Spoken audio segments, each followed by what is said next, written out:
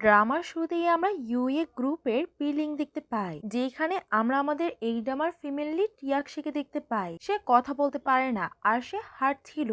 সে ভাবছিল ফাইনালি আমার ইন্টার্নশিপ শেষ হয়ে গেছে, আমি জানি না যে আমি এটা করতে পারবো নাকি না। তখনই একটা মেয়ে ইয়াকশিকে হ্যালো বলে। ইয়াকশি মিউট ছিল, তাই সে তাকে হাত নাড়ায়। ইয়াকশি সামনে চলে যায় আর ভাবছিল যে 3 বছর হয়ে গেছে, এখনো আমি আমার আওয়াজ নিয়ে কাজ করছি না। আমি কি সারা জীবন এমন মিউটই থাকবো?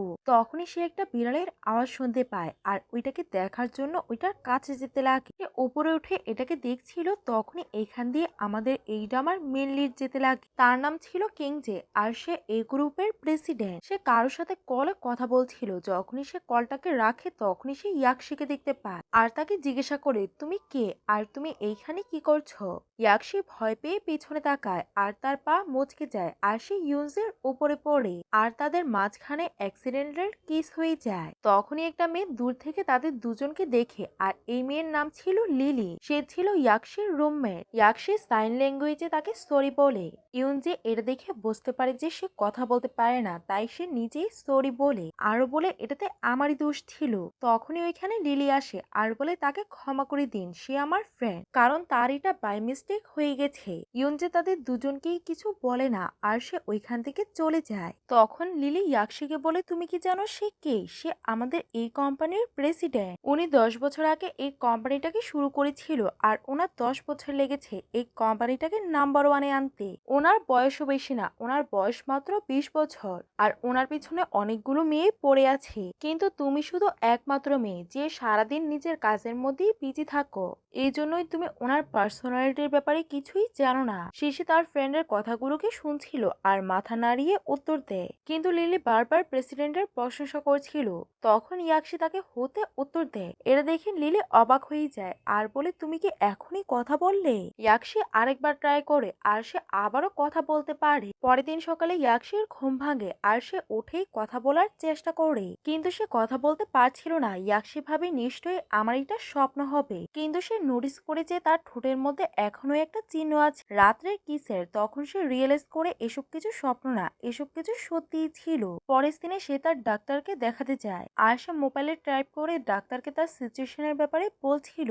ডক্টর বলে, 3 বছর আগে হঠাৎ করে তোমার আওয়াজ চলে যায়, এটা অনেক আজব ব্যাপার, কারণ তোমার ভোকাল কোডের মধ্যে কোনোই সমস্যা নেই। হতে পারে এটা তোমার সাইকোলজিক্যাল প্রবলেম। কালকে যদি তুমি কথা বলতে পারো, নিশ্চয়ই এমন কিছু হয়েছিল যেটা তোমাকে মেন্টালি প্রিপেয়ার করেছিল কথা বলার জন্য। তুমি ভালোভাবে মনে করো যে কালকে রাত্রে কি কি হয়েছিল। তুমি যদি ওই জিনিসটাকে পেয়ে যাও, যে জিনিসটার জন্য কথা বলতে পেরেছিলে, ওই জিনিসটাকে তুমি 4-5 বার ট্রাই করো আর দেখো তুমি সত্যি কথা বলতে পারো নাকি না। ইয়াকশি তখন ওই দেওয়ালের কাছে চলে যায় আর এটার থেকে বারবার লাফ দিতে লাগে আর সে কথা বলার চেষ্টা করে, কিন্তু সে কথা বলতে পারছিল না। আর সে একবার লাফ দিয়ে দেওয়ালকে কিস করে, কিন্তু তবুও সে কথা বলতে পারে না। অন্যদিকে কিংজে বাইরে আসে আর সে তার অ্যাসিস্ট্যান্টের সাথে ছিল।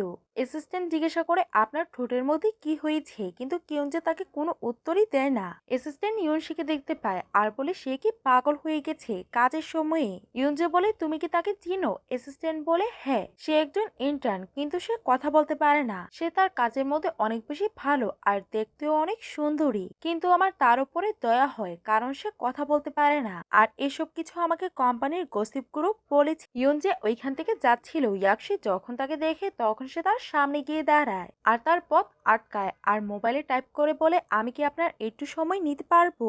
এটা দেখে অ্যাসিস্ট্যান্ট ভয় পেয়ে যায় আর বলে, তুমি কি ওনার সময় নিতে চাও? কিন্তু কিউঞ্চি যখন তাকে ঘুরে দেখে তখন অ্যাসিস্ট্যান্ট চুপ হয়ে যায় আর সে ইয়াকশির হাত ধরে তাকে সাইডে নিয়ে যায়। এটা দেখে অ্যাসিস্ট্যান্ট পুরোই অবাক হয়ে যায় আর বলে, এখন আমি বুঝতে পেরেছি যে বসের ঠোঁটের মধ্যে কি হয়েছে। নিশ্চয়ই এই ইন্টার্নটা ওনাকে কিস করেছে।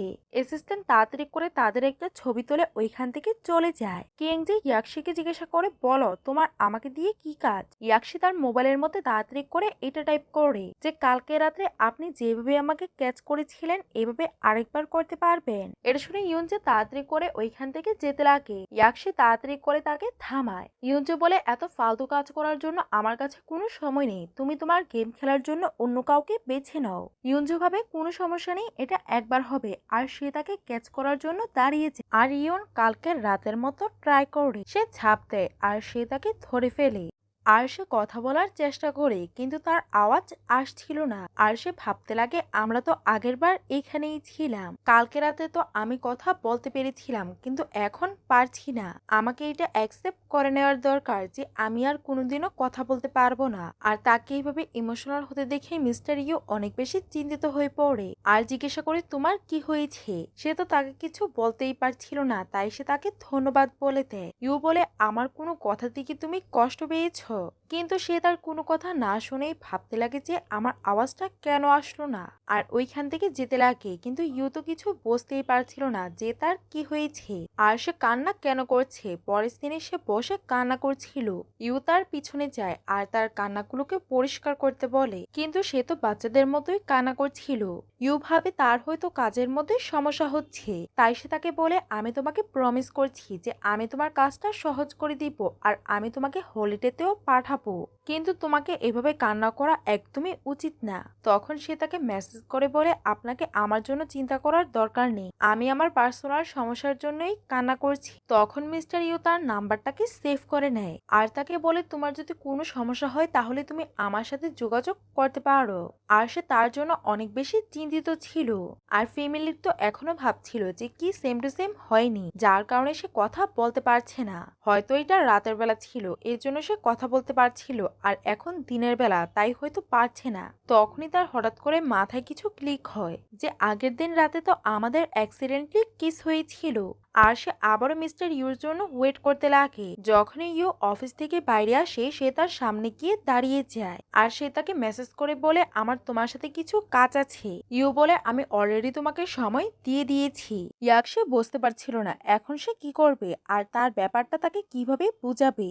এই জন্য সে এগিয়ে গিয়ে সবার সামনেই মিস্টার ইউকে কিস করে দেয়। এটা দেখে তো অ্যাসিস্ট্যান্ট আর বাকি সবাই অনেক বেশি অবাক হয়ে যায় আর এই সিনটা এখানেই কাট হয়ে যায়। পরের সিনে অ্যাসিস্ট্যান্ট মিস্টার ইউকে টিস করছিল যে নিউ ইন্টার্নের আপনার সাথে কি সমস্যা আর সে আপনাকে কিস কেন করতে চায়। মিস্টার ইউ এই সিচুয়েশনটা নিয়ে অনেক বেশি চিন্তিত ছিল যে সে তাকে কিস কেন করতে চায়। অন্যদিকে এইসব কথা ইউন তার ফ্রেন্ডকে বলছিল যে কিভাবে সে মিস্টার ইউনকে কিস করার পর থেকে কথা বলতে পারছে। মিমি এটা শুনে অবাক হয়ে যায় আর বলে তোমাদের সম্পর্কটা তো বয়ফ্রেন্ড আর গার্লফ্রেন্ডের হয়ে গেল।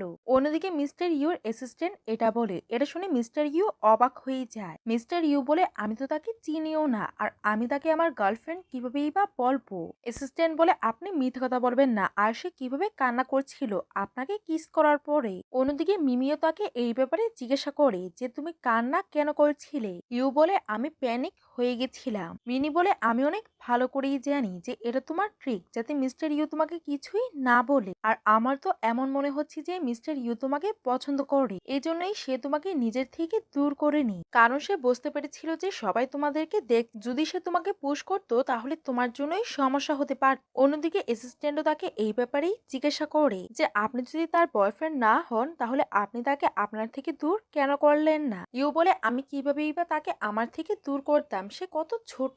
কিন্তু অ্যাসিস্ট্যান্ট তার কথা বিশ্বাস করে না আর তাকে টিস করছিল যে পরিষ্কার দেখা যাচ্ছে যে আপনি ইউনকে অনেক বেশি পছন্দ করেন। আমার তো এমনই মনে হচ্ছে যে আপনি প্রথম দেখাতেই তার ভালোবাসায় পড়ে গেছেন। এটা শোনার পর তো মিস্টার ইউ আরো বেশি রেগে যায় আর বলে আমার মনে হচ্ছে যে এখন আমাকে তোমার ট্রান্সফার করাতে হবে। এটা শুনে অ্যাসিস্ট্যান্ট ভয় পেয়ে ওইখান থেকে চলে যায়। পরের দিন সকালে ইউন ওঠে আর আবারও সে কথা বলতে পারছিল না। সে বুঝে যায় যে এখন তাকে প্রতিদিন মিস্টার ইউকে কিস করতে হবে আর ভাবে আমাকে তাড়াতাড়ি করে তার কাছে যাওয়া উচিত। আর অফিসের বাইরে সে মাস্ক লাগিয়ে তার জন্য ওয়েট করছিল। অ্যাসিস্ট্যান্ট যখন মিস্টার ইউকে নিয়ে ওইখানে আসে অ্যাসিস্ট্যান্ট বলে ওই মেয়েটা আপনার জন্য ওয়েট করছে, আপনাকে গিয়ে তার সাথে দেখা করা উচিত। আর আপনারা দুজন কাপল অফিসে এটা ট্রেন্ড করছে। তখনই তারা দুজন দেখতে পায় যে ইউনকে অফিসের ম্যানেজার টিস করার জন্য এসেছে। ম্যানেজার বলে তুমি একটা মিউট গার্ল আর তুমি কিভাবেই বা ভাবলে যে তোমাকে মিস্টার ইউ পছন্দ করবে। এটা দেখে অ্যাসিস্ট্যান্ট মিস্টার ইউকে বলে ম্যানেজার তাকে টিস করছে। যখনই সে পিছনে তাকায় তখনই সে দেখতে পায় যে মিস্টার ইউ তো কোন সময় ওইখান থেকে চলে গেছে ইউনকে বাঁচানোর জন্য। আর সে তার কাছে গিয়ে দাঁড়ায়, সে তাকে অফিসে নিয়ে আসে আর বলে আমি ওই ম্যানেজারটাকে বের করে দিয়েছি কারণ সে তোমাকে হ্যারাস করছিল। তুমি ঠিক আছো তো? আর তুমি কি আমার সাথে দেখা করার জন্য এসেছিলে? তোমার আমাকে দিয়ে কি কাজ? ইউ তখন আগের বারের জন্য তার কাছে ক্ষমা চায়। মিস্টার ইউয়ান বলে, তুমি এইখানে কি কাজ করার জন্য এসেছো? আগে এটা বলো।